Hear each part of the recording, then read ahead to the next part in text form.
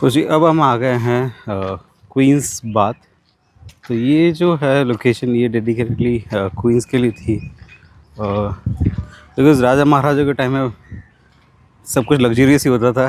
तो of course queen's को भी एक पर्सनल स्पेस था। तो यहाँ पे आप अगर देखेंगे तो दीवार के चारों तरफ I think that must be water passage होना चाहिए। और हालांकि अभी तो जो है आर्कियोलॉजिकल साइट बनने के बाद इसके चारों तरफ ग्रीनरी हो गई है, but I am sure back in those days also it should be full of green. अगर आप सामने की तरफ देखेंगे तो थोड़े फ्लावर्स का सेटअप भी है यहाँ पे। और अब अंदर चल के देखते हैं कि क्या स्ट्रक्चर था इसका। तो ये है क्वींस बाथ। क्वींस बाथ का जो अंदर का जो सेक्शन है, तो उसमें चलते ही सामने की साइड में थोड़ा सा ये चबूतरे जैसा है आई थिंक। और जो नहाने का एरिया है वो ये वाला सेंटर सेक्शन है। और इसमें जो पानी के लिए जो था पैसेज वो जो था यहाँ से।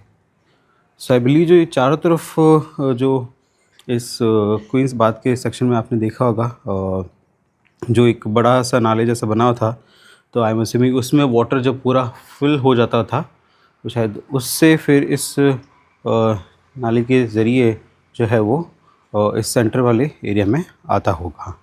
और अगर आप इसमें देखेंगे तो एक साइड कॉर्नर में लेफ्ट हैंड साइड में और जो है यहाँ पे वाटर ड्रेनेज के लिए जो वापस बाहर जाने के लिए का भी सेक्शन है। और इसमें चारों तरफ जो है थोड़े थोड़े बैठने की भी जगह बनी हुई है वैसे इसमें क्वींस बाथ में। So after taking shower this is where they could sit and relax.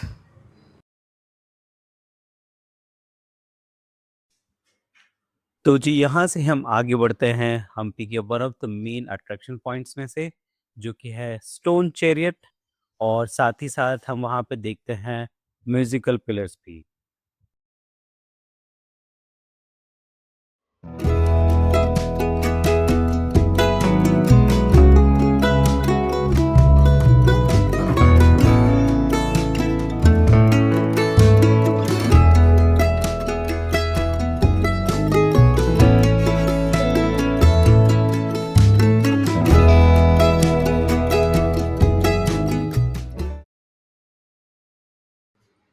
तो विजय विठला टेम्पल जाने के लिए आप वॉक करके भी जा सकते हैं या फिर ई कार की फैसिलिटी भी ले सकते हैं, जिसका चार्ज है 30 रुपीज़। और टेम्पल एंट्री की फ़ी है 60 रुपीज़ पर पर्सन। तो जो ई रिक्शा है या ई कार है वो टेम्पल के बिल्कुल सामने ही आपको उतार देती है। और सामने की तरफ हम देख सकते हैं कि इसका बड़ा सा गोपुरम है। जो विठ्ठला टेम्पल है वो भगवान विष्णु के विठ्ठल रूप को समर्पित है, जिन्हें विठोबा या पांडुरंग के नाम से भी जाना जाता है। इस मंदिर का निर्माण जो है 15th सेंचुरी में कृष्णदेव राय के शासनकाल में शुरू हुआ था। और माना जाता है कि यह निर्माण उनकी उड़ीसा के शासक प्रताप रुद्र देवा पे विजय के बाद शुरू हुआ था। और इसी कारण की वजह से मंदिर के नाम के आगे विजय शब्द भी जोड़ा गया है।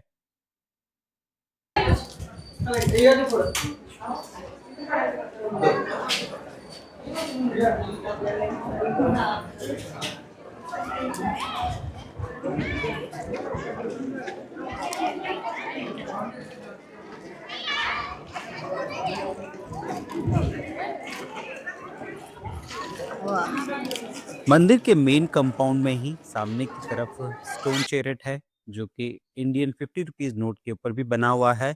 और यह भगवान विष्णु के वाहन गरुड़ को समर्पित एक छोटा मंदिर है।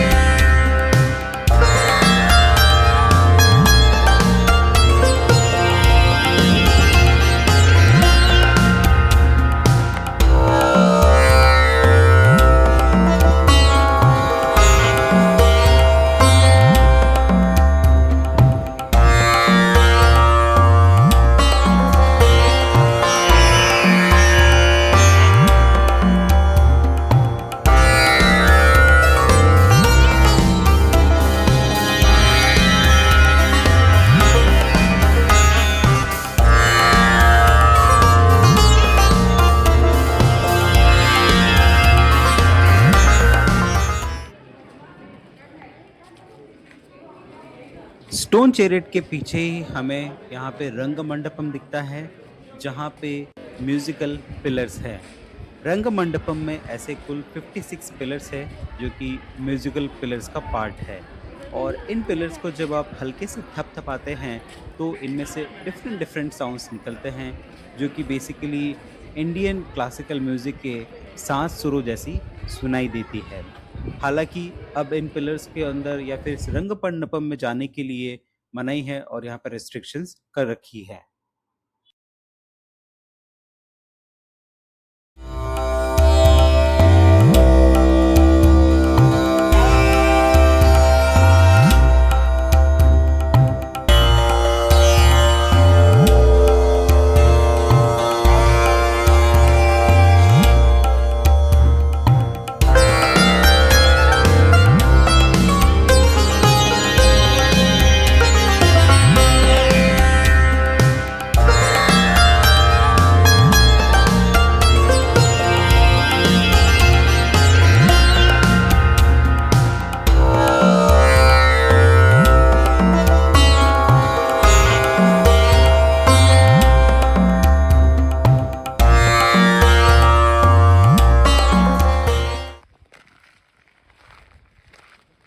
तो विट्ठला टेम्पल के पीछे ही किंग्स बैलेंस है और इसका सिग्निफिकेंस ये था कि जब भी कोई फेस्टिवल या रॉयल सेलिब्रेशन होते थे, तो राजा के वेट के मुताबिक ही उतने ही वजन के गोल्ड, सिल्वर या अदर वैल्यूएबल आइटम्स को प्रजा में बांट दिया जाता था।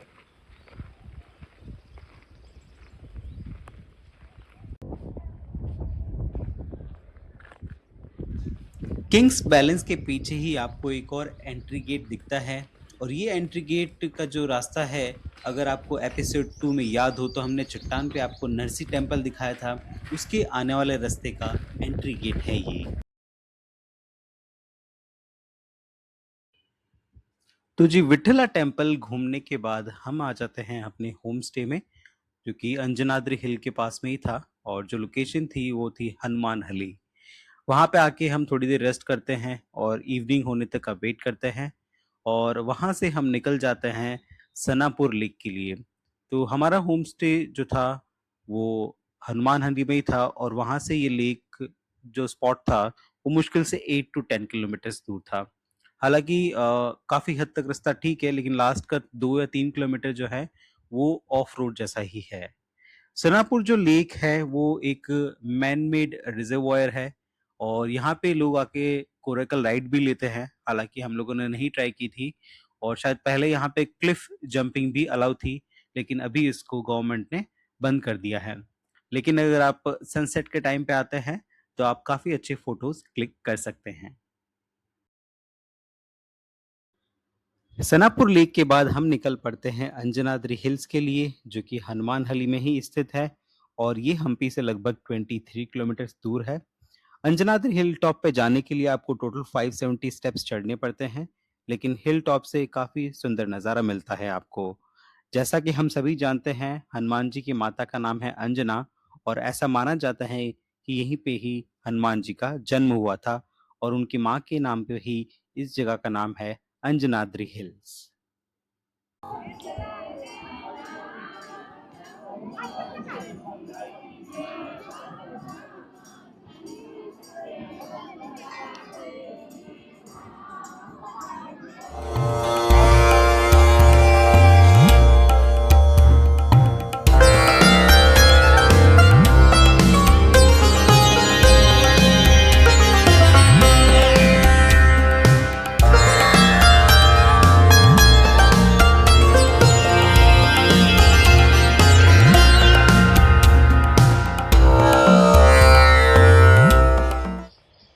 आज हम अपने दिन की शुरुआत करते हैं चिंतामणि मठ से, जो कि तुंगभद्रा रिवर के पास लोकेटेड है और ये आता है अनेगुंदी एरिया में। ये चिंतामणि मठ हमारे होम स्टे से लगभग 4 से 5 किलोमीटर दूर था, तो हम लोगों ने अपना दिन की शुरुआत जो है अर्ली मॉर्निंग ही कर दी थी।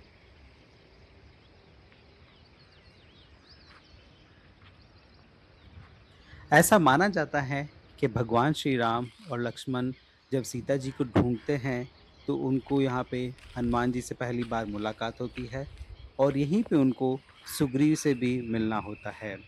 इस मठ की कहानी ये है कि तीनों के मन में जो भी चिंताएँ होती है, वो दूर हो जाती है, जिसमें बाली के वध से सुग्रीव को सत्ता मिल जाती है, भगवान राम के रूप में हनुमान जी को गुरु मिल जाते हैं और भगवान श्री राम को सुग्रीव और हनुमान जी के मिलने से सीता जी को ढूँढने में मदद मिलती है।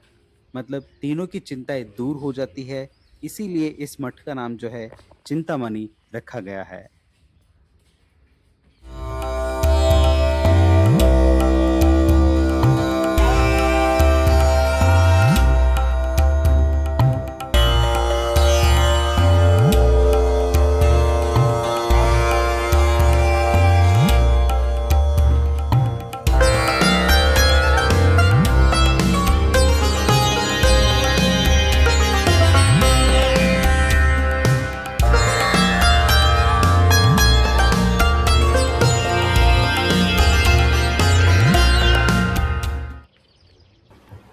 इसी के साथ हमारी हम्पी सीरीज़ यहीं पे समाप्त होती है।